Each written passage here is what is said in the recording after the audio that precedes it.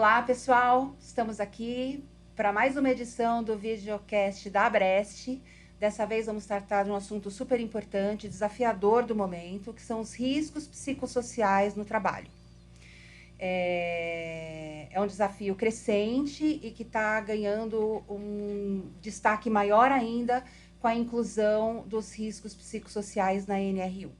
E para debater esse assunto de forma profunda e atual, temos convidados extremamente qualificados. Dr. Ricardo Pacheco, que é médico do trabalho, gestor em saúde, fundador da Quer Saúde, uma plataforma de soluções integradas, atua na Abreste desde 2002, está no 3º mandato como presidente da entidade, com uma carreira marcada pela defesa da saúde do trabalhador, e ele vai trazer sua visão sobre o papel da ergonomia e da gestão humanizada na prevenção do adoecimento mental.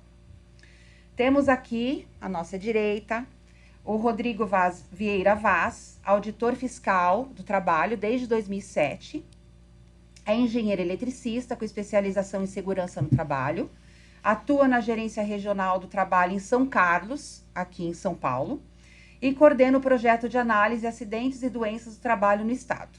O Rodrigo participou diretamente da inclusão dos riscos psicossociais na legislação, devemos isso a ele, e vai nos explicar como essa evolução ocorreu e o que esperar do processo de adaptação.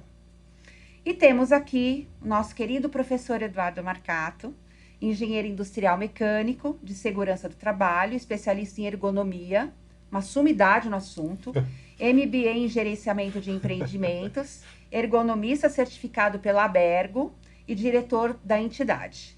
É vice-presidente da Abreste, como todo mundo sabe, e ele vai abordar a aplicação prática dos conceitos ergonômicos e como a gestão eficaz pode ajudar a reduzir os impactos dos riscos psicossociais. Todos apresentados, eu vou fazer aqui uma breve contextualização.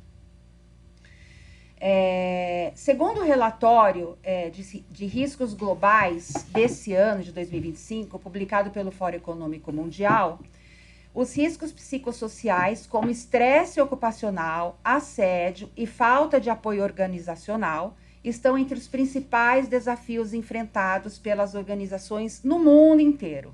O relatório enfatiza a necessidade de abordagens integradas para promover ambientes de trabalho saudáveis e resilientes. Agora, como que os líderes empresariais estão vendo essa questão no mundo? Uma pesquisa global conduzida pela Workplace Options e pela International Institute of Risk Safety Management revelou que 93% dos líderes, 93%, reconhecem que a segurança psicológica impacta diretamente o desempenho organizacional. No entanto, muitos ainda carecem de estratégias claras para abordar esses riscos, indicando uma lacuna entre a conscientização e a ação efetiva. É meio que a gente percebe aqui. Agora, qual que é o impacto da saúde mental dos trabalhadores? Segundo os dados da OMS, aproximadamente 12 bilhões de dias de trabalho são perdidos anualmente devido a quadros de depressão e ansiedade. Não é pouca coisa, gente. Resultando em perdas econômicas significativas para as organizações. Isso posto, eu gostaria que o Dr. Ricardo Pacheco contasse para a gente o que mudou no cenário de SST com a inclusão dos riscos psicossociais na norma. Oi, pessoal, tudo bem? Obrigado, Sandrinha, Rodrigo, nosso querido amigo. Obrigado. Marcato, grande companheiro, grande irmão. Eu acho que foi um divisor de águas, essa questão do psicossocial. Principalmente nós, que a gente vem estudando as questões dos riscos psicossociais, no mínimo aí, eu acho que uns 10 anos, por aí, né? A gente vem observando um movimento muito forte, principalmente antes da pandemia, nós já observávamos os afastamentos já sendo comparados muito aos osteomusculares, aos morfofuncionais, o tal do Código Internacional de doenças, o CID-10, o M, né, o morfofuncional, dor lombar, dor aqui, dor ali. Aí o que começou a interessar para a gente muito foram as questões como doenças como a fibromialgia, por exemplo, né? Por que um músico não desenvolve determinada patologia relacionada à musculatura e por que você tem isso principalmente numa época pós-internet, que a gente sempre estudou, né? O que está dando esse prazer? O que está rolando por trás desse bastidor? Então, desde essa época, a gente começou a estudar essa questão, né? E víamos, obviamente, a questão correndo cada vez mais o rio para um único fluxo, né?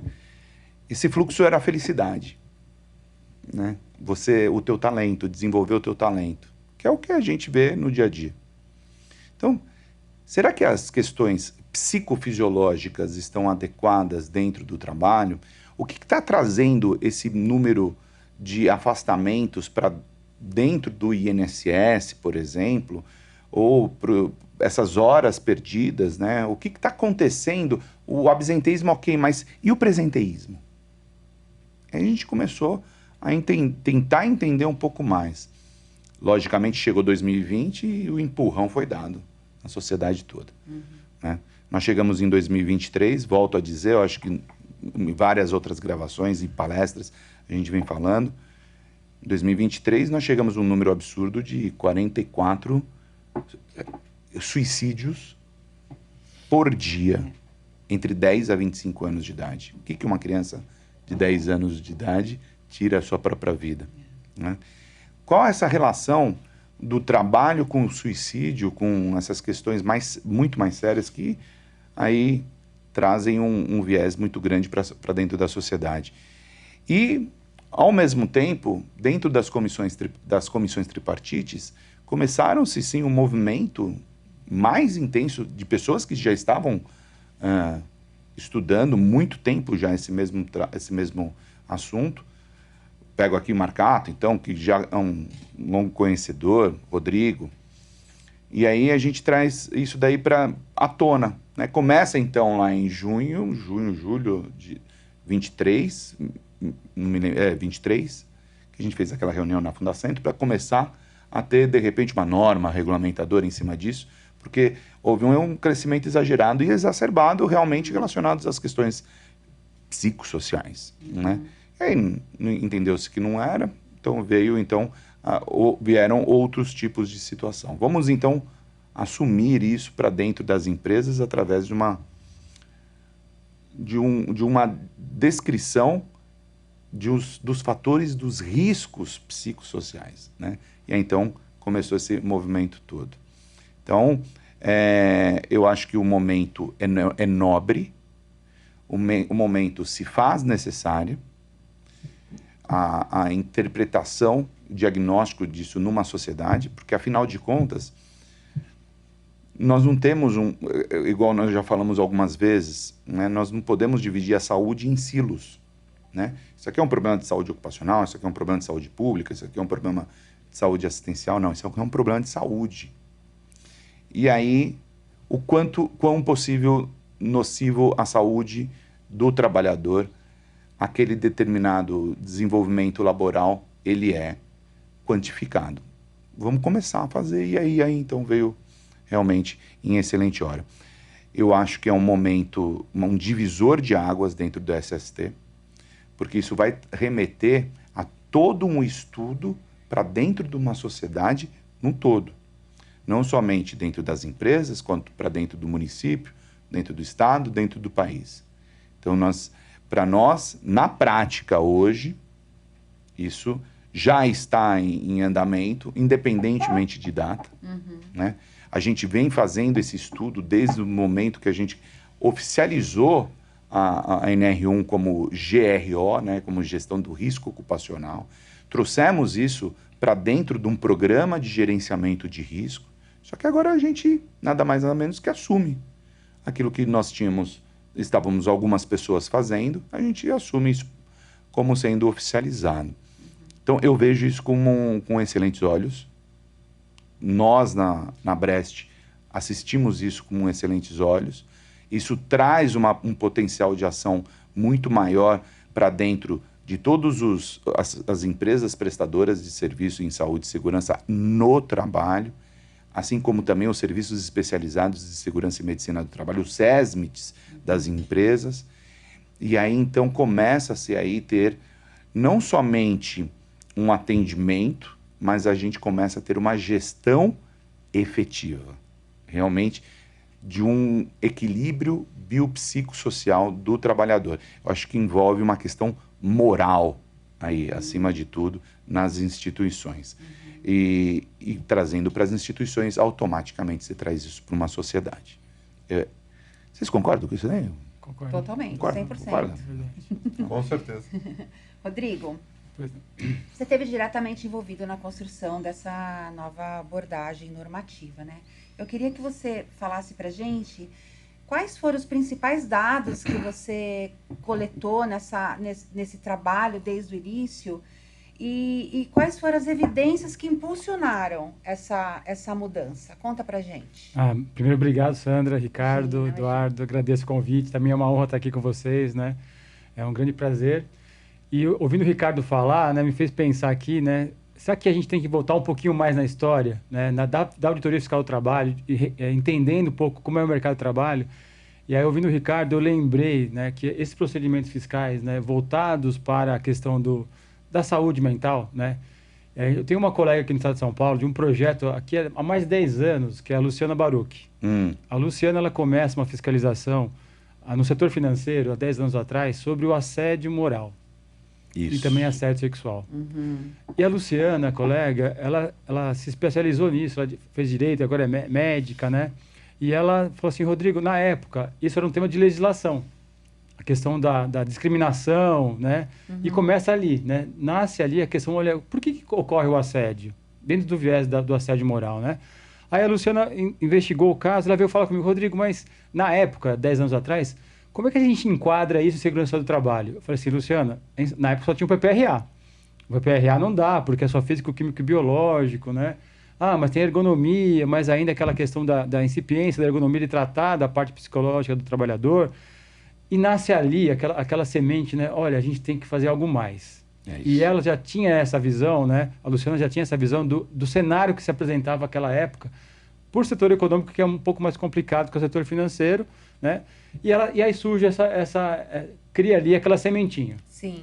Quando em 2019 a gente tem aquela oportunidade, né, Ricardo, de fazer a revisão normativa, de dar esse passo a mais nas normas regulamentadoras, trazendo a gestão do risco ocupacional e quebrando aquela questão do físico, químico e biológico para tudo. Exato. É tudo. É tudo que tem um potencial de causar lesão, você tem que cuidar, seja físico, seja mental. Né?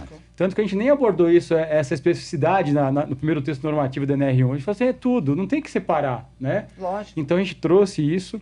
E na época, como estava assim um processo de revisão ampla, tinha a equipe da NR1, que eu fazia parte, iniciando o gerenciamento de risco ocupacional, tinha a equipe da NR17, com o outro lá, que é o Mauro Miller, e aí a gente estava sempre conversando muito. Tinha um Cadu na área do PCMSO, né? O Ricardo estava junto lá também.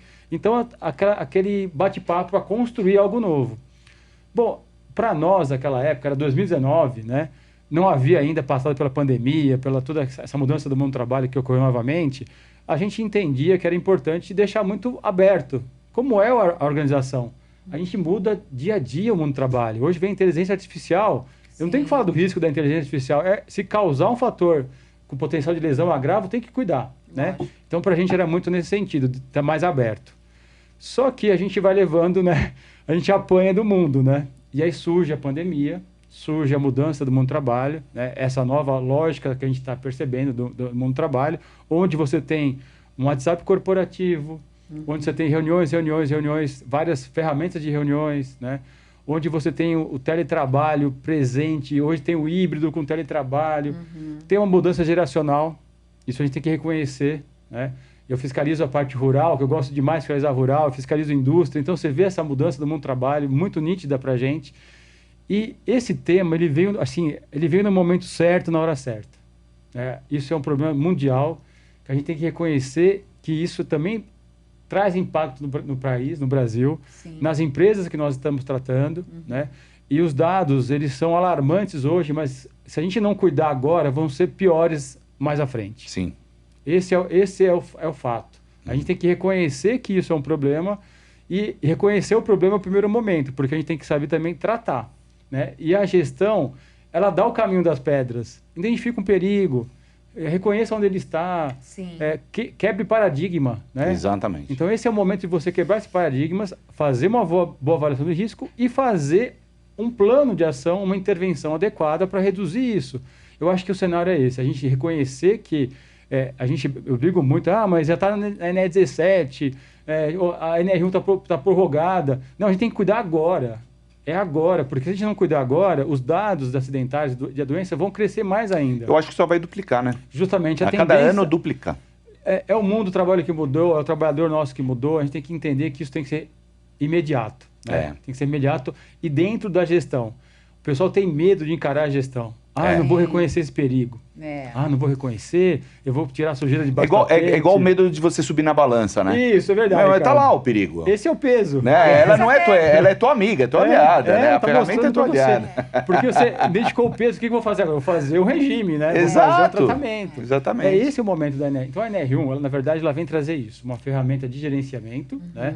Para todos os perigos. E agora, nessa portaria 1419, ela só reforça. Vamos dar um olhar melhor e mais atento ao psicossocial?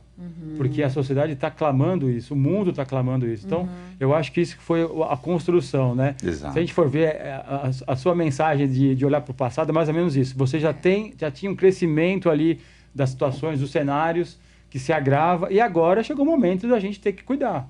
É o momento de você tratar, de gerenciar isso, é isso mesmo. O que a norma prevê exatamente, Rodrigo? A NR1, se você for ver a portaria, ela fala da gestão. Tá? O que é gestão? São processos. Que você executa processo de gestão. Então, a gente tem lá caminhos para a empresa gerenciar o seu perigo. Então, você vai identificar um perigo, saber onde ele está, qual o trabalhador que está exposto, qual que é a situação que ele está, qual que é o setor econômico, qual o setor da empresa que ele está presente. Você vai identificar.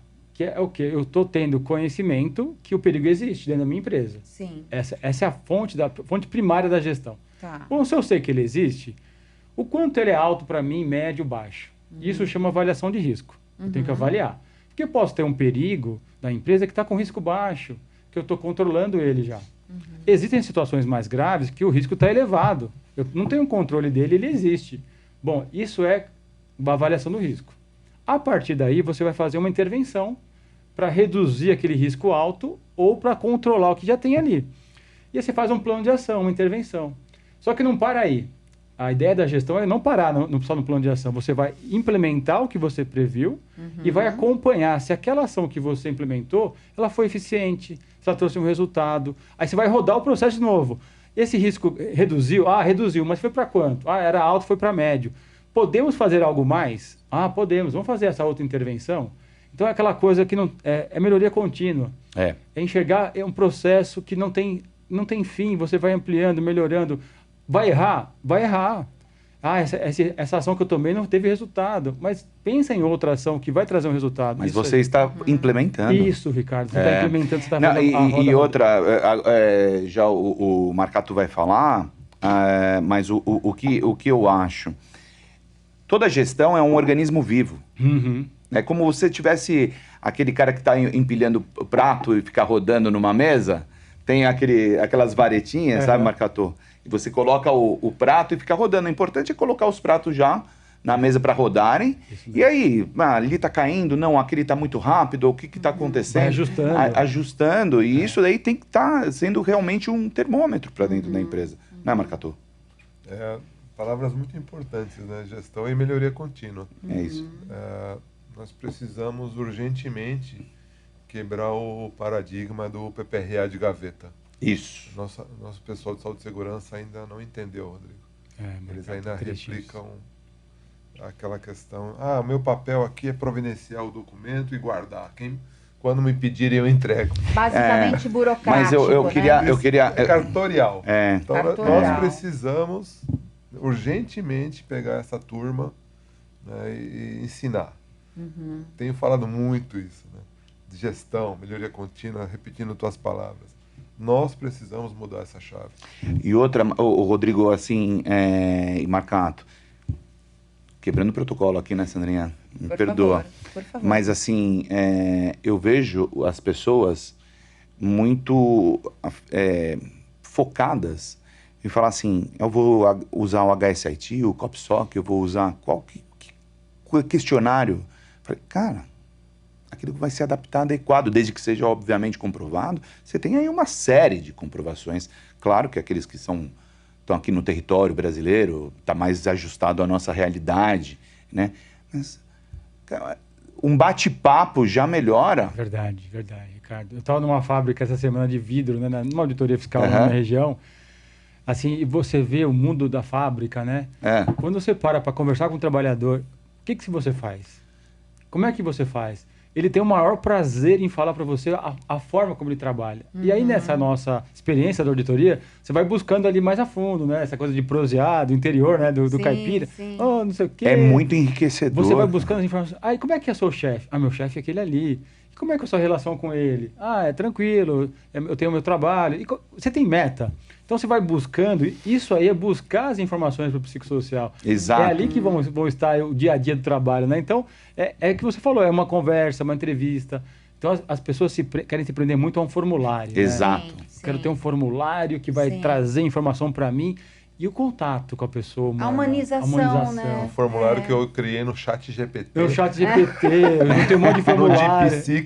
Então, a inteligência artificial, né, criou para mim 80 mil perguntas ali que eu vou fazer para o trabalhador.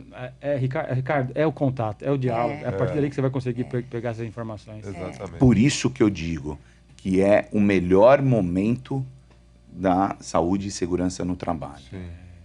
É o maior divisor de águas, porque é o momento que você tem o maior contato com o ser humano.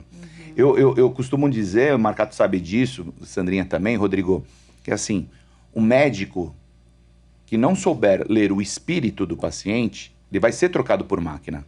É verdade. Mas o que acontece é que essas inteligências artificiais, que nós estamos aí, esse conglomerado de informações, né? Ela vem só para sustentar uma hipótese, uma gestão, porque não vai ser trocado. Verdade. Não há coisa melhor do que uma relação humana. Veja, olha só que coisa louca. Em 1942, uma pessoa de 70 anos de idade, ela havia adquirido durante toda a vida dela 70 mil informações. A vida inteira. Certo. Hoje você tem 80 mil por dia. Nossa Senhora. É muita informação. Como é que você vai segurar isso, né? Então, realmente, tem alguma coisa que não orna aí, né? Igual lá no interior. Não orna. Não orna, né, Sandrinha? Desculpa aí quebrar um... Mas é um bate-papo, né? É um bate-papo. Professora, já que a gente está falando dessa adaptação das empresas, dessa dificuldade, desse conceito cartorial que faz com que os gestores fiquem presos a formulários, enfim, e não dê a devida importância desse fator humanizatório dentro das organizações, eu queria que você falasse para a gente, na prática, o que você está sentindo, como é que as empresas estão se adaptando a essa nova normativa? Como é que você está vendo a adaptação de dentro para fora? Tem uma pergunta mais fácil? Não? Porque o Brasil é um continente, né? Então você tem empresas de 10 funcionários, 50 funcionários, 50 mil funcionários. Né? Então acho que cada empresa está procurando um caminho. Uma parte delas conta com associados da Abreste, né? Empresas de medicina e segurança do trabalho, que estão se preparando, estão nos consultando, né, presidente? A cada dia, né? Todo mundo tá... A gente tem um grupo do WhatsApp, Rodrigo, e ali a gente troca informação. Ali é vivo, um organismo vivo. Temos muita dúvida. Temos um diretor específico de treinamento, uma diretora agora, para treinar o associado e acalmar o associado para atender o seu Antônio da padaria, o seu João da quitanda, o médio e o grande também. Tem muito associado que atende, né, grandes empresas. Se somar todas as vidas que estão na Brest dá 4,5 milhões. Nossa, olha isso, a importância. Então tem uma capilaridade imensa, isso porque é um número reduzido de empresas, porque a gente vai lá, faz a questão do selo de qualidade, então esses acordos de cooperação que a gente vem fazendo com as entidades científicas, elas são fantásticas, né? Então uma parte dessas empresas, desses empresários, conta com o contador e um associado da Brest ou uma empresa de medicina ocupacional, engenharia de segurança, que pode ajudar. Outra parte tem o SESMIT próprio. Isso. Né? Média para grande tem SESMIT próprio. Mesmo com SESMIT próprio, eles contratam serviços. Entendi. Então estão contratando treinamento, estão contratando consultoria.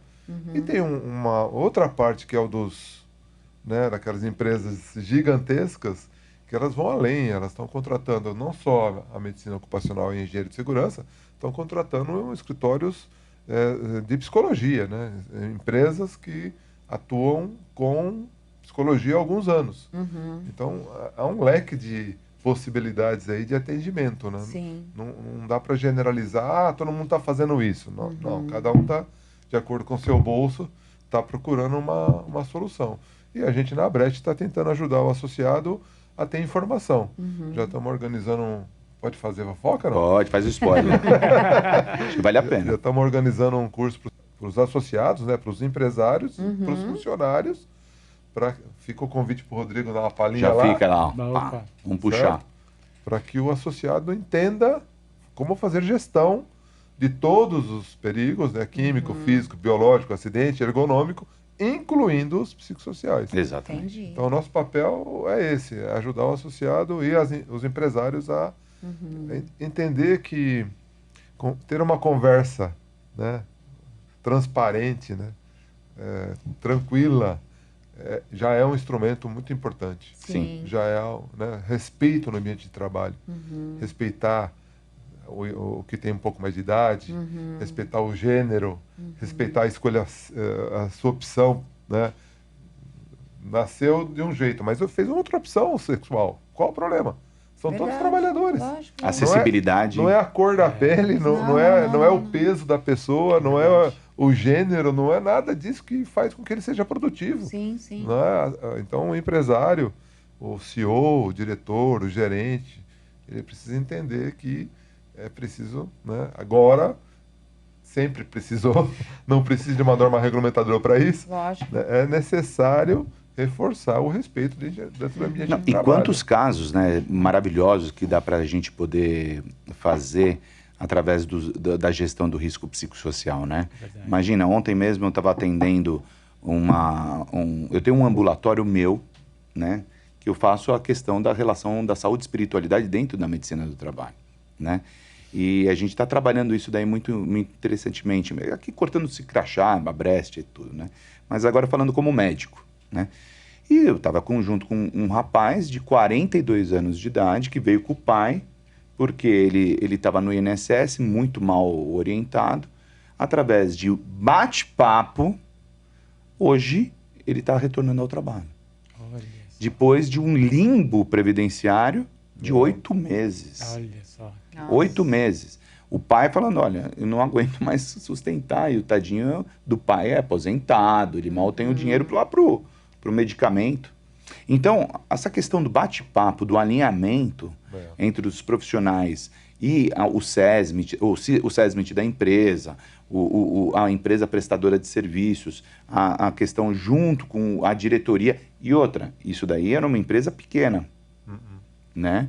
Agora, em empresas grandes dá para você fazer muita coisa. Já na empresa que tem 3, 4 pessoas, só de repente o dono fala um bom dia, boa tarde, coisa que ele nunca percebeu, que de repente ele está meio amarrado lá, né? Isso já muda. Faz uma baita diferença. Uma baita diferença. Outro caso que estava ontem mesmo também, ontem foi um dia, né? Ontem mesmo assim, olha, não aguento mais trabalhar com o meu gestor. Resultado disso, afastamento de 8 dias por questões psiquiátricas. Falam, mas o que está acontecendo em relação a isso? Ah, minha relação com ele é homofóbico, ele tem intolerância, ele tem intolerância à religião, ele enaltece as pessoas que apenas têm formação superior. Eu, infelizmente, não tenho, trabalho 20 anos na empresa. Algo de bom eu fiz para essa empresa, né? Então, assim, esse alinhamento trouxe isso para dentro, voltou, mudou de setor, está lá. Você entende? Então, assim, será que a pessoa está apta para aquela determinada função ou ela tem capacidade laboral? É verdade. Né? E aí a gente vai entrar, sem sombra de dúvidas, num assunto de felicidade aí. E é legal, Ricardo, você falando sobre isso, vocês falando sobre a Brest, né, sobre os associados, os treinamentos que vocês estão dando para a Brest. Sim. E eu estou olhando para o meu mundo da Auditoria Fiscal do Trabalho, né? E nós vamos receber agora em agosto 900 novos fiscais do trabalho. Olha só. 900 pessoas depois novas. De quanto tempo? De uma vez só, Rodrigo? De uma vez só, depois de 10 anos. Olha que maravilha. E aquele esquema 300-300? Vai vir tudo de uma vez. Vão vir 900 em agosto. A nossa expectativa é vir os 900. Isso é spoiler, hein? É spoiler, tem gente preocupada. E 900 fiscais no Brasil todo. São Paulo, o nosso superintendente de São Paulo, ele conseguiu 275 fiscais para São Paulo. Parabéns. Hoje, nossos números são 270. Olha isso. Vai dobrar. Olha isso. Olha isso que interessante. É a presença do Estado mais conjunta com a sociedade. Isso é muito importante. Sim. Mas o viés que eu queria tratar, você falando dos associados, essa pessoa, esse auditor fiscal do trabalho que está chegando, eu tenho que conversar com ele. Exato. Eu tenho que explicar para ele o que é o mundo do trabalho, o que é uma auditoria fiscal do trabalho. Sim. Porque às vezes ele vai sentir essa pressão que vocês estão percebendo na Brest, das empresas, dos profissionais, também nesse mundo da auditoria. E a gente tem a Escola Nacional de Inspeção do Trabalho, que eu sou formador da escola também. A escola está preocupada em relação a isso. Como a gente vai preparar esse profissional para o mundo do trabalho, né? E para evitar isso, a gente tem que olhar para o nosso umbigo também. A gente tem que, como é que vai ser esse auditor fiscal do trabalho dentro de uma fiscalização, de um processo que não é muitas vezes agradável, conflituoso, Sim. E você tem que preparar essa pessoa. E a gente tá tendo esse diagnóstico hoje, né? Vão chegar 900, mas a gente tem que preparar, ele tem que estar habilitado. Mais ou menos o que vocês estão fazendo na Brest com os profissionais. Isso é essencial, né? Essencial. Essencial. E nesse momento tão desafiador, né? Muito. A gente falou aqui um pouco desse olhar estratégico e humanizado. Eu acho que a gente podia falar um pouco mais. Como que você acha, doutor Ricardo, que esse olhar estratégico e humanizado pode transformar as empresas nesse momento tão desafiador? A gente já falou um pouco desse bate-papo, desse encontro informal que pode transformar a relação de trabalho, transformar como o trabalhador se vê naquele lugar, como as pessoas veem esse trabalhador. Mas eu percebo que falta um pouco de um olhar individualizado, sabe? De ver o ser humano como um ser único. Aquela pessoa é única, ela é diferente. Nós não somos iguais. Como que esse olhar estratégico pode mudar essa relação? Eu sempre parto do dentro para fora, né? Do ser humano para o seu externo, né?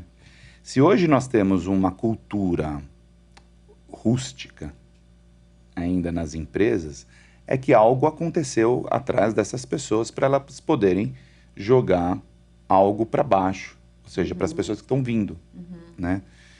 Nós estamos numa mudança de época, não época de mudança, né? E o que a gente vê mais é um orgulho muito grande ainda das pessoas que tocam uma empresa, né? E infelizmente a mídia, no geral, adora mostrar lados não positivos de uma sociedade, né? Então, determinadas ações que nós estamos fincados, elas têm a intenção de justamente fazer o bypass, ao contrário disso, né? Olhar para o ser humano, né? Infelizmente, ou felizmente, né? A vida é um triturador do orgulho, né? Então, de repente, por questões legislativas pétreas, né, que são impetradas, existe a necessidade daquela pessoa que está tão rústica assim falar assim, olha, não é bem por aí, né? Então, e essa mudança de época que nós todos estamos sofrendo, ela traz, sim, uma necessidade de humanização dentro dos nossos lares, dos nossos lares, da família, dos amigos e da sociedade. É um exercício extramuros, né? Ela é completamente extramuro. E a gente, e é tão forte isso, nós enxergamos isso tão fortemente, aonde? Alguns minutos atrás, que foi na pandemia. Né? Nós víamos as pessoas orando por outras pessoas. Sim. Né? E a partir do momento que você está numa situação que você se encontra que você introjeta aquela informação necessária a uma sociedade, ela começa a ser cooperada entre todos. Né? Então, a humanização dentro das instituições, ela se faz tão necessária quanto dentro da relação dentro de casa. Porque é isso que é o que vai trazer para dentro de uma sociedade mais justa, com moral mais adequada e assim por diante.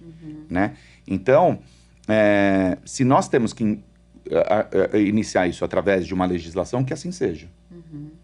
Né? Mas é somente assim que a gente começa a dar passos importantes para dentro de um mundo melhor. Né?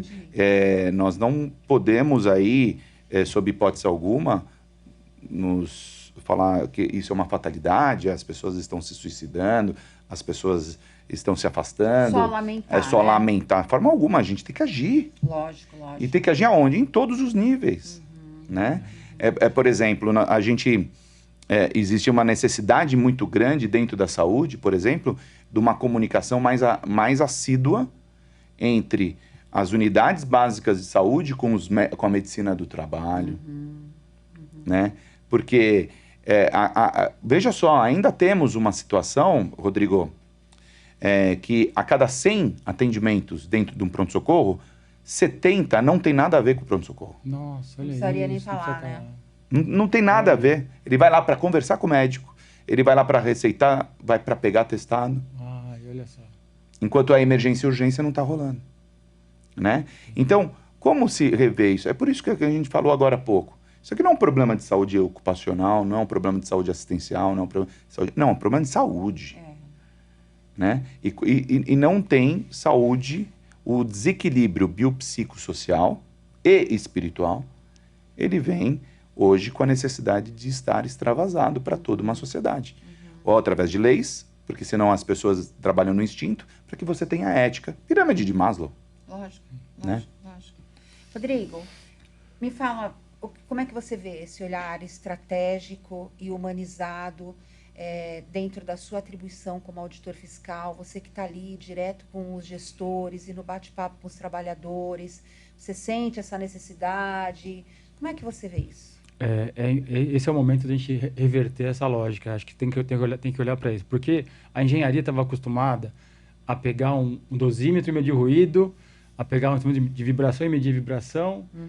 Isso era engenharia ocupacional, né? Higiene ocupacional. Só que agora a gente não tem isso. Não tem um medidor para avaliar a saúde mental do trabalhador.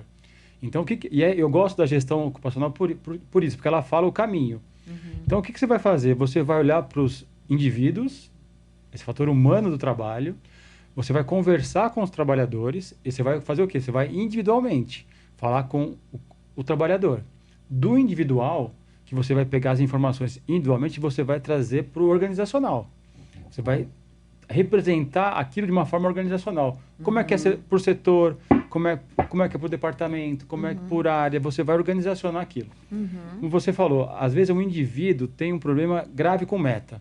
Ele não se adapta à meta. Ele tem a meta, ele fica ansioso, ele não dorme. E tem o seu colega do lado que a meta para ele é natural. Ele gosta da meta para desafiar ele. Né? Então, você vai lidar com essas duas situações. Mas você vai olhar o individual, começando pelo individual, e a gestão fala, olhe organizacionalmente. Então, você vai olhar para o setor. Se for um caso que o setor todo está com um problema, então é sinal que a organização do trabalho está tendo um impacto importante ali. Né? Então, você vai trazer para a gestão. E na gestão, você vai fazer com que aquelas ações de intervenções sejam estratégicas, que pode ser a nível até da alta administração da empresa, que a gente sabe que algumas empresas, o problema está mais acima. Sim. Pode ser do nível da liderança, o nível intermediário, e pode ser também o nível operacional. Às vezes você vai ter que agir individualmente no trabalhador. Olha, por que você tem esse problema com a meta? O que está acontecendo por isso? Então você vai agir de diversas formas, e a gestão faz isso. E a auditoria fiscal do trabalho, ela vai buscar essa informação. Né? A gente vai vivenciar dentro daquela amostragem que nós fazemos na auditoria, esses vários aspectos. Começar pela administração. Será que o líder sabe quanto ele investiu em segurança do trabalho nesse último ano? Quais indicadores que eles têm de segurança e saúde, de absenteísmo, não só de acidentalidade, né? Quanto você investiu, quanto você inspecionou, assim, indicadores proativos. Então, isso é gestão do risco ocupacional, com indicadores, com avaliações individuais, com avaliações organizacionais, né? Então, a gente tem que ter essa noção que a gente está dentro do psicossocial, mas ele vai se aplicar para todas as outras modalidades de perigo, né? Isso é uma realidade que a gente tem que reconhecer que isso é gestão, não é produzir papel, né? O papel não salva vidas. Eu nunca vi um papel proteger o trabalhador de cair de altura. Nunca vi um papel proteger o trabalhador de tomar um choque. São ações que fazem isso, né? E ações gerenciais, sabendo que tem um perigo, que eu tenho que avaliar, que eu tenho que intervir, né? Então é uma mudança que a gente tem que com passinhos de formiguinhas ali, né, conquistando espaço, explicando, orientando o profissional, como o Marcato faz nas aulas, a gente tem que passar isso. E a auditoria fiscal do trabalho, ela vai em busca disso, dessa gestão organizacional, não só da documentação, né? Isso é importante. Só isso já dá um trabalho danado, né? Nossa, eu não tenho nem mais cabelo para perder, Marcato. Já não tenho mais. Porque, não sei se o pessoal entendeu a mudança de chave de dezembro de 21 para janeiro de 22, no sentido de ter evidências do PDCA, né, do planejamento, da realização, do controle, da análise de indicadores, para mostrar que a gestão está evoluindo. Né? Isso. Evoluir significa melhorar. Não sei se o pessoal ainda conseguiu... Eu dei uma palestra semana passada para engenheiros de técnicos de segurança de uma grande associação que administra hospitais no Brasil. 25 hospitais eles administram. E toda palestra que eu dou, eu começo falando, gente, a NR1 mudou, virou um sistema de gestão, para de botar a PGR na gaveta. Eu estou aproveitando esse momento para voltar lá em janeiro de 22 e bater no martelo. Exatamente. Para fazer estratégia, eu preciso fazer gestão. Exato. Né? Estrategicamente, eu faço gestão. E gestão é isso. Eu faço, né, organizo, planejo, trato as pessoas com respeito, tenho indicadores. Então, nós precisamos mudar essa chave, né? Sim. Essa oportunidade da NR1 como sistema de gestão, como o Pacheco falou, é maravilhosa. Sim. É fantástico. Sim. É trazer o Brasil, né, comparando com normas de 1996, 1999. Então, é hora de a gente melhorar e mudar essa questão. Definitivamente. Definitivamente. Da hora, né? Agora... Essa relação humanizada, na verdade, professor, para o senhor não é nenhuma novidade, né? Porque a ergonomia, a gente sabe que tem um viés muito importante de lidar com o indivíduo, saber como que cada um está. Então, acho que para o senhor isso não é uma novidade. Como é que o senhor está vendo os ergonomistas? Esse profissional dentro desse contexto da NR1, tá difícil hoje, né? Posso falar a verdade? Ela tá me dando só pergunta difícil. Posso falar a verdade? Por favor. De novo, o país é continental. Sim, sim. E somos influenciados por várias escolas. Então, fomos influenciados muito tempo pela escola americana de ergonomia. Tá. E a escola americana, ela nasceu na higiene ocupacional e nas engenharias americanas. E o americano gosta muito de cálculo, de planilha Excel, de software. Então, vou dar um exemplo. Nos anos 80, 90, surgiu uma equação que você vai numa atividade de levantamento de peso, que tem muito no Brasil, né? Supermercado tem, atacarejo tem, porto tem muito, rural tem. Também, então, a gente coleta alguns números da atividade, duração, frequência, alturas, joga no Excel, o Excel diz assim, é baixo risco, é risco médio, é risco alto, e bota uma cor, verde, amarelo e vermelho. Então, muitos anos, nós, profissionais de ergonomia, fomos influenciados por depender de coletar números, botar numa planilha Excel num software e obter um resultado. Tá. Em paralelo, a Universidade Pública Brasileira, né, a Federal de São Paulo, do Rio, do Rio Grande do Sul, defende com unhas e dentes, defende corretamente a ergonomia francesa, que é aquela ergonomia do estudo da atividade. E para estudar atividade, a principal diretiva é a palavra do trabalhador. E eu fiz a minha especialização em 2003. E foram 2 anos de Deju, Danilo, Visnê, né? Onde, obrigatoriamente, você olha no olho do trabalhador, ouve a fala dele e tenta captar as necessidades, né? A interpretação dele sobre o trabalho. Sim. Não preciso de Excel, de software, para entender que o trabalhador precisa. Lógico. E nos últimos 10 anos fomos influenciados pela ergonomia italiana, através de métodos, né? Ocra, também parecidos com o da americana. Então a gente está num dilema, porque psicossocial uma crise de precisa identidade. falar com o trabalhador. Sim. Né? E muita gente da ergonomia pede planilha de Excel para avaliar esse psicossocial. Eu falei, gente, mas precisa falar com o trabalhador. Você precisa entender que o trabalhador sabe, né? O que ele entende, o que ele sente, o que ele percebe. Então, nós estamos nesse dilema. E a Abergo, que é a outra entidade que eu tento ajudar, por anos ela faz congressos para tentar, né, trazer todas essas escolas e buscar uma ergonomia brasileira, né, uma ergonomia que faça sentido. Que você ouça o trabalhador, que você, inclusive, use uma equação para saber se tem uma corzinha lá para apresentar para o diretor. Tem uma preocupação aqui, vamos resolver. Sim. Mas é um conjunto. Mas um complemento, né? Não um conceito para você utilizar friamente, Outro dia o Mauro estava fazendo um evento na Abergo e centenas de pessoas interessadas, né? Qual é o método, qual é a ferramenta? Aí uma colega nossa, mas não tem uma planilha de Excel que eu possa preencher para obter um resultado? Olha o vício, presidente. É a quebra do paradigma, aquilo que a gente fala, da questão de cortar o orgulho. Cortar o orgulho. Ela está viciada na dependência de abrir o computador e preencher uma planilha. Ela preenche. Ela não citou assim, que eu possa consultar o trabalhador. Não, para que eu preencher. Para que eu preencha. Então, em psicossocial, né, que é o nosso tema, nós precisamos quebrar esse paradigma. Nós, ergonomistas, nós, médicos, nós, engenheiros, nós profissionais de saúde e segurança, e ir lá e falar com o trabalhador. Né, saber dele. A gente poderia até fazer um asterisco, não, Rodrigo, hein, Marcato? Assim, falar assim, em época de inteligência artificial nunca se viu tanta humanização, né? É verdade, né? É o momento da humanização. É humanização, né? Isso aí, né? E até na humanização as pessoas estão recorrendo à inteligência artificial. Tem gente fazendo terapia pelo chat GPT, minha gente. Olha isso. Que consulta lá e fala, olha, estou com um problema psicológico, emocional, e espero uma resposta de uma inteligência artificial. Cuidado. Complicado isso, Você viu o que é o autocuidado? Tem gente usando até para escrever mensagem de e-mail, gente. Olha como o ser humano... Você perdeu aquela coisa de falar, eu vou mandar um e-mail para o professor Marcato, aí você já pergunta, professor, como é que o senhor tá? E a sua esposa? Aquele contato que você tem, porque você conhece a pessoa. Você sabe como ela é.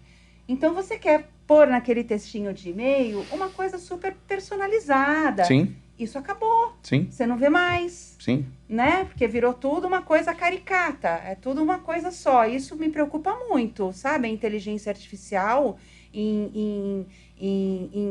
num tempo desafiador de riscos psicossociais, como que essa coisa pode... Enquanto a gente está aqui conversando de forma super embasada, com o auditor fiscal que participou da produção da normativa, professor Marcato, que está ali diariamente falando com todo mundo, doutor Ricardo Pacheco, que tem esse contato com o paciente e com o empregador ao mesmo tempo, que isso daí é espetacular, que você pode mensurar exatamente o momento que aquela empresa, aquela organização está, vem dos dois lados da moeda. Sim. Isso me preocupa muito, que a inteligência artificial tire todo esse contexto humanizado e coloque todo mundo na mesma página. E não é isso que a gente está precisando agora. Não, a gente precisa da inteligência artificial justamente para limpar lixo, trazer informação importante, para te dar a hipótese diagnóstica de como você vai fazer a tua avaliação, a tua conduta e o teu prognóstico determinada situação. E isso não tira a sua responsabilidade Sob hipótese de checar alguma, de jeito o que nenhuma. a inteligência artificial está colocando para você. Você tem que checar. Eu dei uma entrevista recentemente, né? Eu cedi uma entrevista para a Rádio Cidade. Isso, né? Cidade Jundiaí. O entrevistador, ele falou assim,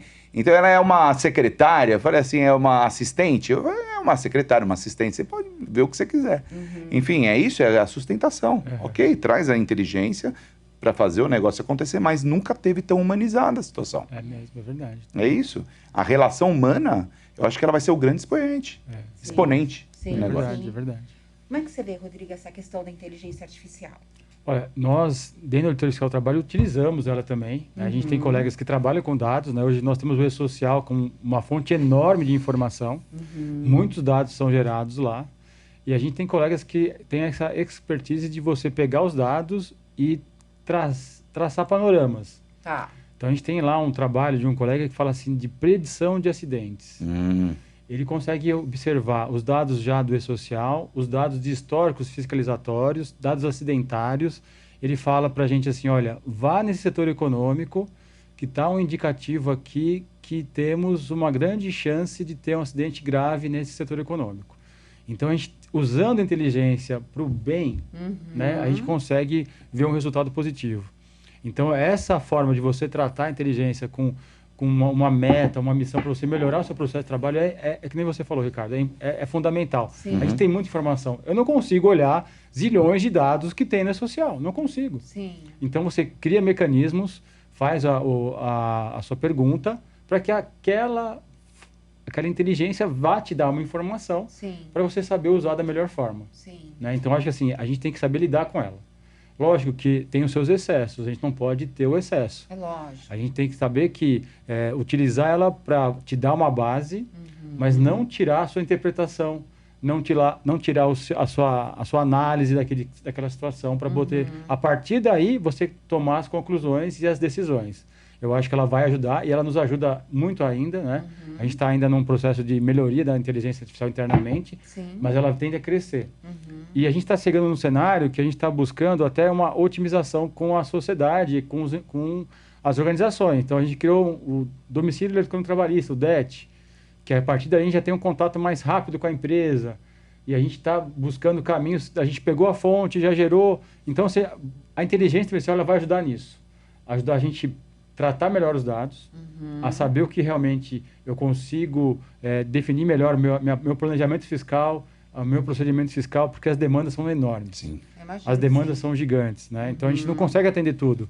Mesmo com 900 novos auditores fiscais, vai ter demanda que a gente não vai conseguir atender. Então, talvez essa demanda que a gente não atenda, será que a gente consegue ter algum mecanismo que a inteligência artificial vai nos trazer para atingir isso? Então, acho que esse é o futuro, a gente pensar proativamente dentro da inteligência artificial. E o fator humano é essencial, né? A gente não pode deixar de trocar informação, conversar com o Marcato, como é que foi aquilo lá, o que você viu na empresa, e cara, como é que está a associação, como é que estão as empresas do setor. Isso enriquece demais, esse contato a gente não pode perder. Então isso também é um incremento, a gente tem que saber lidar com isso. Então, enriquece o nosso trabalho. Não vai limitar o auditor fiscal, né? Não vai. A inteligência artificial disse que o porto pode acontecer um acidente. Chega lá, encontra problema elétrico, encontra problema ergonômico, dá uma varrida geral. Justamente. Certo? Ele dá esse norte, ó, vai lá que ali pode ter um problema. Aí o auditor fiscal trabalha dentro da sua visão, da sua diligência ali. Vai só ver isso. Vai ver tudo que está acontecendo lá. Isso que é o grande uso do bem da inteligência artificial. Como é que você vê isso, professor? Eu acho que é uma boa ferramenta. Precisamos usar com sabedoria. Né? Não podemos usar assim, né, em larga escala. Tomar cuidado com os resultados, né? Estava dando um treinamento em Chapecó e dei um exercício para comparar métodos científicos com a lista de doenças relacionadas ao trabalho dos agentes e ou fatores de risco, né, psicossociais. E aí, normalmente, já tinha dado umas 5, 6 turmas, levava 40, 50 minutos. Aí eu vi as pessoas escondendo o notebook de mim, né? 2 minutos depois, 3. Estava tudo pronto. Eu falei, gente, o que aconteceu?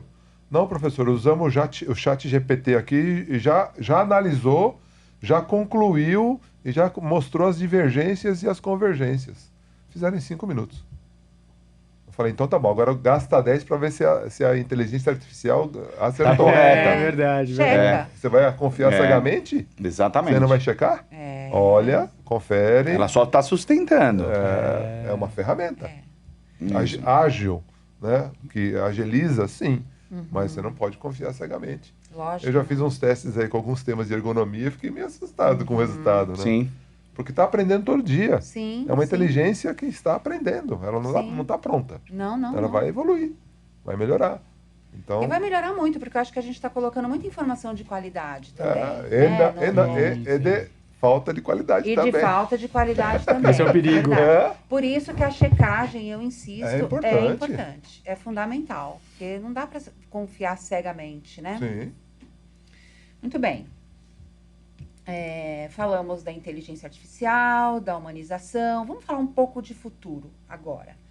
O que vocês esperam, vou deixar livre, para um futuro bem próximo? A gente sabe que agora os riscos psicossociais, por enquanto, eles estão como uma questão orientativa. A gente tem até 2026, até que efetivamente as fiscalizações e as punições, eu nem gosto de falar a palavra punições, mas enfim, comecem a vigorar. Mas eu queria que vocês contassem aqui pra gente o que vocês esperam para um futuro próximo, 2026, com relação aos riscos psicossociais. O que a gente vai encontrar?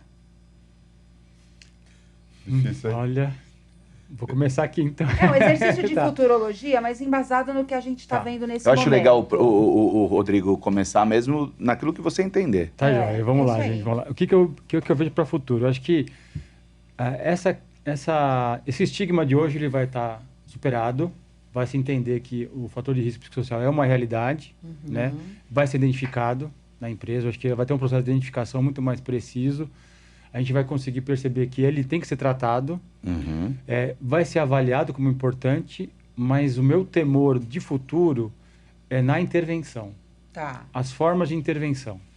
Quais as medidas de prevenção que as empresas vão estar elaborando para transformar essa realidade? Eu tenho esse medo, né? E acho que esse futuro que é o incerto, né? Por que eu digo isso? Porque a gente tem que saber que é uma questão organizacional, que está mexendo em algumas situações que são feridas da empresa. Quando eu digo feridas, às vezes é uma liderança que foi colocada lá, é uma situação da alta administração que nasce de cima para baixo, da cultura organizacional. Então, você vai ter que mexer nisso. E tem intervenções que são muito positivas e mexer nisso, outras são totalmente desastrosas. Isso tem que ser muito claro. E o mercado, assim, as profissionais, eles querem achar uma chave mágica, sabe? Uma chave de ouro. Sim. É uma única intervenção que vai resolver todos os problemas da empresa. Isso não existe. Sob hipótese alguma. Não existe. Então, você tem que ter várias ferramentas, várias intervenções que vão somar. Achei o futuro, acho que o temor é nisso. Quais seriam essas ferramentas que estão sendo colocadas a longo prazo para agir nesse perigo que já está sendo identificado? Eu acho que o meu temor de futuro é isso, sabe? A intervenção. Como vai ser a intervenção? Não colocar a culpa exclusiva no trabalhador, não colocar a culpa na liderança, mas ele é um líder. Mas esse líder, ele foi um bom operacional durante 20 anos. Aí, por antiguidade, ele virou líder. Será que ele tem habilidade de ser líder? Foi treinado para ser líder? Então, a gente fala liderança tóxica, mas, coitado, ele não é tóxico, ele só não aprendeu a ser líder, né? Então, eu acho que essas intervenções de futuro que vão trazer aí uma transformação da realidade que eu vejo como futuro. Essa é a minha preocupação e minha visão de futuro nesse sentido, né? Entendi. E eu acho que a gente precisa, complementando a fala do Rodrigo, antes da intervenção, né? Antes de ter várias ações de melhoria, ter um bom diagnóstico. Sim. Né? Tem Para ter até de onde partir, né? Tem muita gente ainda pegando essa onda, né? Oferecendo pacotes maravilhosos de intervenções, mas está esquecendo o importante, que é a estratégia e a gestão. Sim. Né? Para que eu vou botar a sala de descompressão se eu não tenho compressão na empresa? Entendi. Né? Para que eu vou dar ticket psicológico se eu não tenho trabalhador sob nenhum efeito de assédio ou qualquer outra coisa? Então, antes de falar de intervenções, nós precisamos de um bom diagnóstico. E isso está desenhado, né? É quase que didático, na NR1. Leia a NR1 com cuidado e pare nas etapas de construção de um bom inventário de risco de um plano de ação. Está lá. Não precisa inventar a roda. É só... Acho que alguém lá no Ministério do Trabalho até desenhou para falar, ó, vou desenhar, depois eu vou pôr em palavras, porque está muito claro. Eu não sei qual é o mistério das pessoas estarem inventando aí pacotes fantásticos de cuidado de saúde mental, mas não estão falando do principal. Gestão estratégica, a partir de inventário de risco e de plano de ação e de ergonomia. Se não tiver isso, não sei, estou até exagerando, Rodrigo, para alguns colegas, estou dizendo assim, ó, você vai investir milhares de reais num programa excepcional e vai ser multado, notificado, porque não tem um mínimo. Entendeu? Tá maravilhoso, tá fantástico. Nossa, sala bonita, cor-de-rosa, som ambiente, meia luz, né, espreguiçadeira. Puxa, mas deixa eu ver o PGR, deixa eu ver o inventário de risco, deixa eu ver o plano de ação, deixa eu ver a avaliação ergonômica preliminar. Não está escrito aqui em lugar nenhum a sala de descompressão. Você não fez a lição de casa, você não fez o básico, não fez o mínimo. E tem sala de descompressão vazia que ninguém usa. Pois é. Entendeu? Então, nós precisamos dar um passo atrás, né, gastar... Quer usar a inteligência artificial para interpretar a NR1? Faça, mas também leia a NR1, né, e entenda que o sistema de gestão já está posto.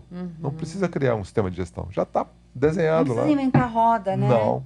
Vá lá, aprenda a NR1, incorpore o sistema de gestão, faça a estratégia e melhore as condições de trabalho, inclusive os psicossociais. Então, para mim, a previsão vamos, né, tentar, né, com os esforços da Brest, da Abergo, da Auditoria Fiscal, intensificar a educação para que as pessoas entendam que a receita de bolo já está lá na NR1. Olhe a NR1 com cuidado, né, e aplique, bote em prática. É o suficiente. Ah, mas aí eu quero pôr sala de descompressão. Ok, mas você fez um bom diagnóstico, você fez um bom plano de ação e está previsto. E não chame de sala de descompressão. Chame de sala de convivência.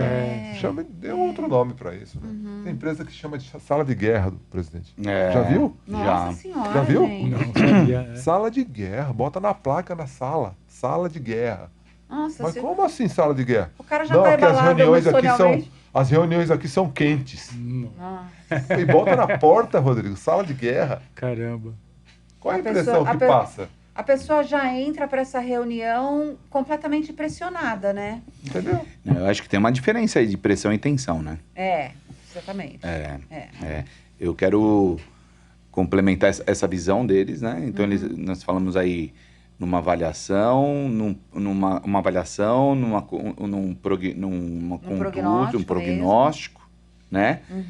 Eu iria para as questões nisso tudo mais além. Eu iria para o propósito, né? Importante. Tá. O propósito da organização, o propósito da organização se faz com os seus stakeholders, com o seu empreendedor, o que você deseja, qual a moral que a tua instituição deseja impetrar dentro desse teu espaço, né? A ressignificação. Acho que nós estamos numa época de ressignificar as nossas ações, as nossas condutas. Então, um excelente diagnóstico que eu acho que é perfeito, básico. Arroz com feijão. É verdade. Com o diagnóstico, você tem um prognóstico para você rever o teu propósito. As intervenções boas. As intervenções que devem ser. Né? Eu tenho certeza que com os 900 vai mostrar ainda um outro mundo. Né? Mais ainda aflorado, mais necessitado, mais... Né? Mas eu vejo uma sociedade mais ali para frente, de mais conversa, mais diálogo, mais acordo, mais propósito. É isso. Eu vejo nessa toada. A busca direcionada para a felicidade mesmo. No amor ou na dor, certo? No amor, na dor. Pode você ser sabe, no amor. Tem uma estatística do IDH há muitos anos que fala que 1% da população mundial é feliz. Olha, 1%. É, porque a felicidade somente é alcançada com a performance máxima do teu talento. Isso, ó. Olha isso. É diferente de esperança, né? Então você vê países felizes, mas sem esperança. Porque tudo faz. Pega aí o nível de esperança do brasileiro. É enorme. Agora a felicidade é baixo. É um ponto de interrogação, né? Então é isso, nós estamos nesse momento, sabe? De ressignificar, de diagnosticar, de prognosticar e de revisar. Eu acho que esse é o caminho que nós estamos. Esse é meu ponto de vista. Tá. Né? Eu tenho até para a gente encerrar, eu vou colocar esse tema na mesa, que é uma preocupação bem prática que eu tenho, assim, escrevendo já há um tempo sobre esse assunto, que me assustou bastante, o número de afastamentos de pessoas doentes com distúrbios mentais, às vezes não só relacionado ao trabalho, mas que no trabalho são afloradas. A minha pergunta é, como que essa pessoa está sendo recolocada? Como ela volta desse afastamento? Ela tem essa preocupação da empresa? A empresa conversa com a família? Como é que essa pessoa volta? Porque assim, eu vejo muito falar dos afastamentos, daqueles números frios, daquele tanto de gente que é obrigada a se afastar para cuidar da saúde mental. Mas como que essa pessoa volta? Ela volta saudável? Pois é. Vou começar porque eu sou o único médico aqui na família toda, né? Mas eu vou dar uma cutucada na tese 125, né? Porque para questões de revisões, né? De doenças adquiridas em outros postos. Enfim, a mente é uma somatória, né? De ações que chega um momento que pode explodir. Né? Aquele pinguinho d'água lá que estoura, transborda o copo. Né? O que nós estamos enxergando na área médica hoje atuante, né? Nós estamos enxergando uma sociedade ainda que está começando a mostrar muita doença, muito desequilíbrio mental. Esse é o momento nosso, né?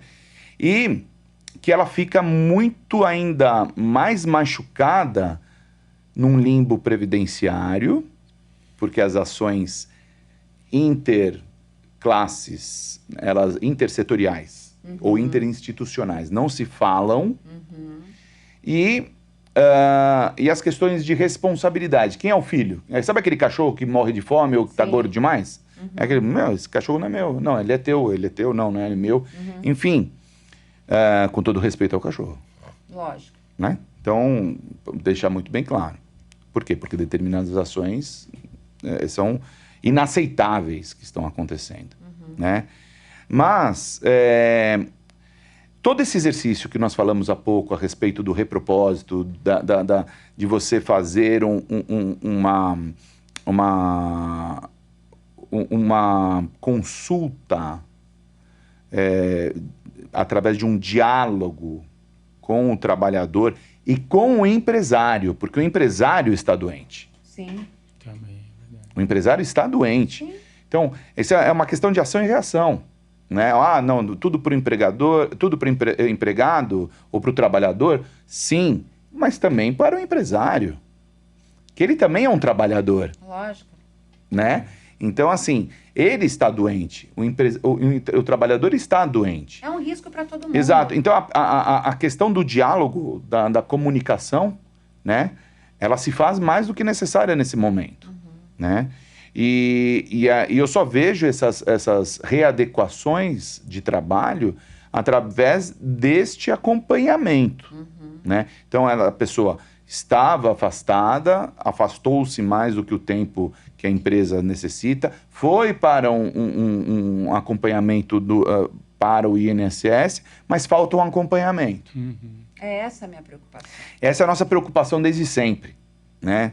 Eu estou há 25 anos na área da saúde ocupacional, eu chamava essas pessoas, esse grupo de pessoas que iam para o INSS de inclusão social. É verdade, inclusão social. De inclusão social, porque o departamento pessoal, 15 dias e caixa. É assim, era.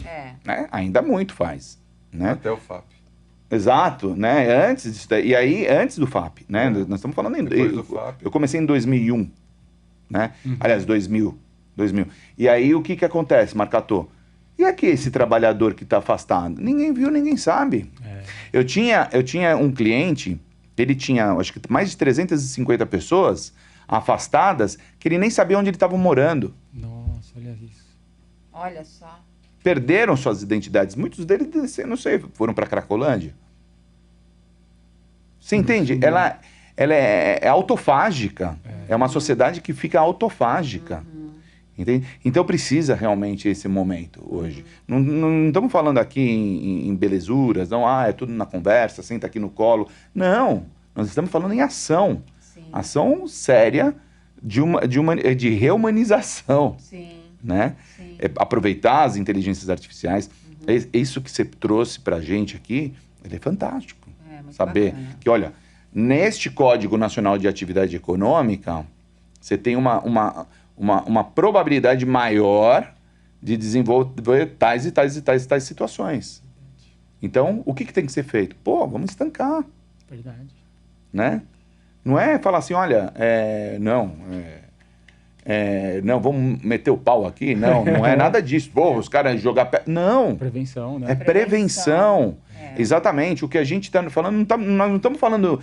Vou repetir, muita coisa que eu falo em palestras. Isso aqui não é promoção de saúde, isso é prevenção de doença. Né? Isso. É isso que a gente está falando. E o Brasil paga isso. Esses cofres que você falou, esse número exagerado, exacerbado, é real e verdadeiro. Você pega em 2023, uma estatística mundial, 1 bilhão de pessoas no mundo têm diagnosticado alteração psiquiátrica. Então, um a cada 8. Nós estamos na sala aqui, 1, 2, 3, um tem. Os outros ainda vão desenvolver. Olha. É certeza, ou não sabem ainda. O que também é bem grave. Ou está subnotificado. Né? Então, assim, é muito séria essa situação. Né? Então, esses pacientes trabalhadores, eu chamo de paciente trabalhador, né? Esse paciente trabalhador, ele precisa ser realmente digno de muita atenção. Por quê? Isso chegou na nossa casa. Chegou na casa do empregador. Chegou no empregador. É um corte horizontalizado. Né? Então, esse é o momento. Como é que você vê, Rodrigo, essa questão dos afastamentos, esse número absurdo, dentro da sua atividade de auditor fiscal? Como é que você percebe que as empresas estão lidando com essa questão? Como essas pessoas voltam? Hoje eu coordeno um projeto aqui no estado de São Paulo de análise de acidentes e doenças, né? E a gente pega os dados previdenciários, né, da CAT, que é o evento 2210 do E-Social, que nos traz informação para a gente poder fazer as auditorias. O que a gente observa hoje, nitidamente, ainda é uma grande subnotificação. É subnotificado casos de adoecimento por saúde mental. Né? Se você for analisar dados aí, poucas CATs abertas por doença correlacionada com a questão de saúde mental. Então, o nosso mundo hoje ainda é uma questão de acidente típico. É lesão de dedo, de braço, de perna, né? Então, a gente tem essa visão muito da acidentalidade típica, né? E para a auditoria fiscal do trabalho, vai ser... A gente está estudando isso, tem um colega meu que só faz essa análise da doença ocupacional, que é o colega de Campinas, que é uma outra abordagem. Eu vou verificar dentro de uma máquina, eu vou verificar a máquina, NR12, verificar treinamento. Sim. Essa análise de adoecimento é uma outra abordagem que eu tenho que buscar mais elementos investigatórios ali para saber o mundo do trabalho, a organização do trabalho, como é que é o trabalhador. Então, a gente tem que estar estudando isso também.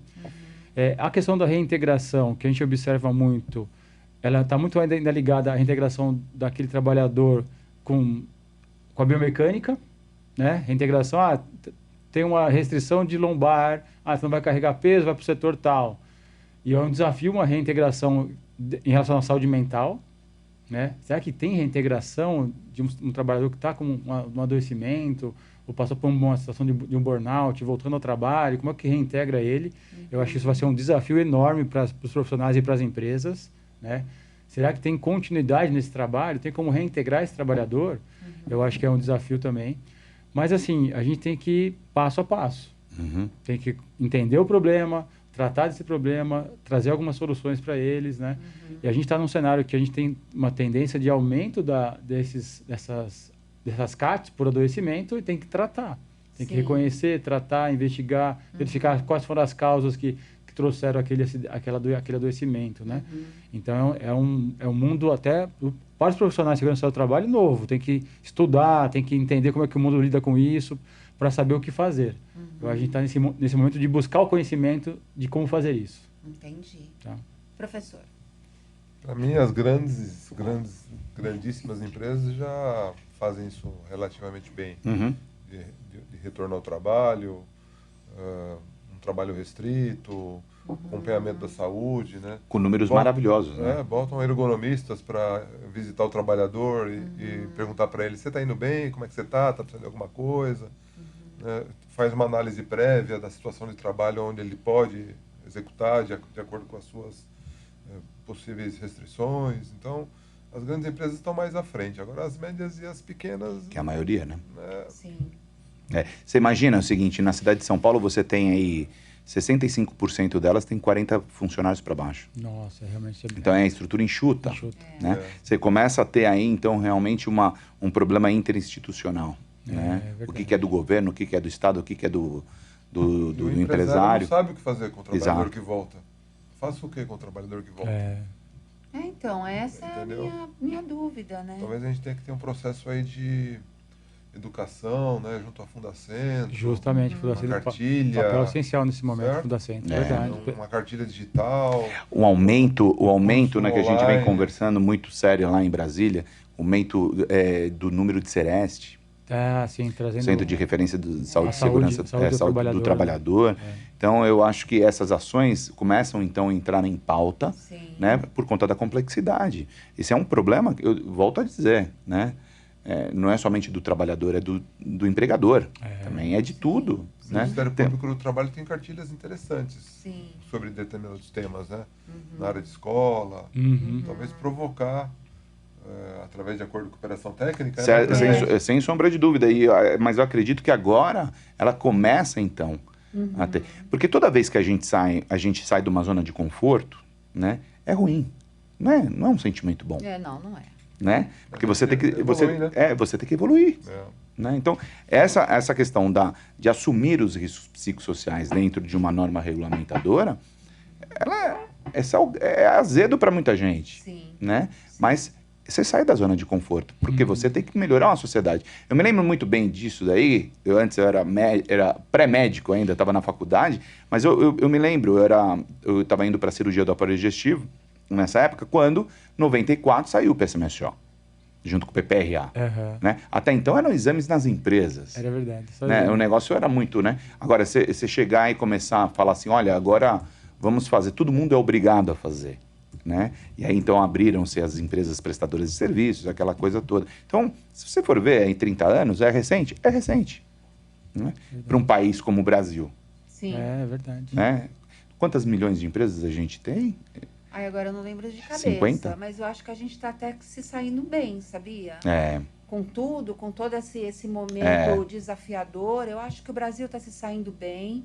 Eu não sei como é que está...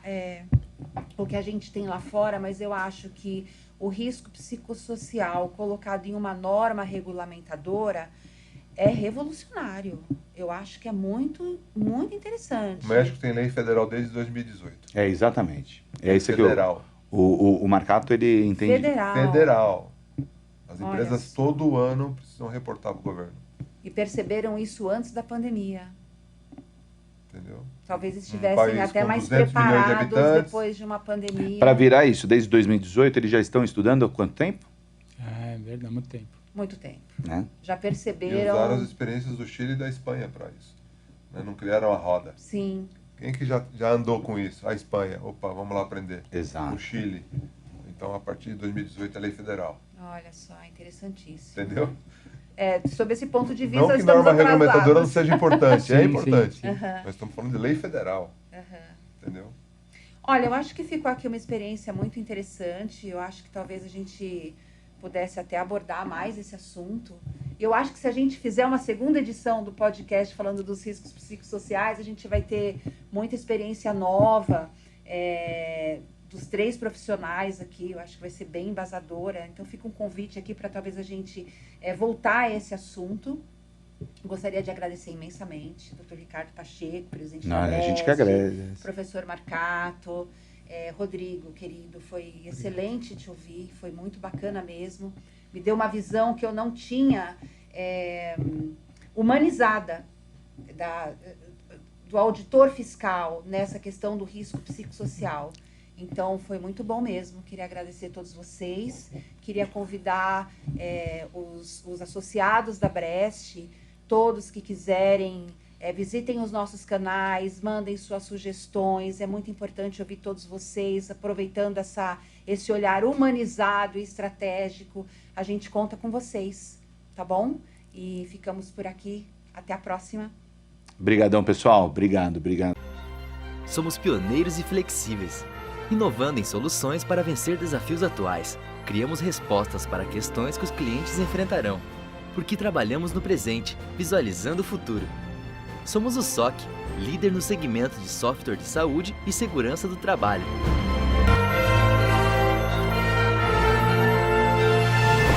Conte sempre com o SOC, software integrado de gestão ocupacional.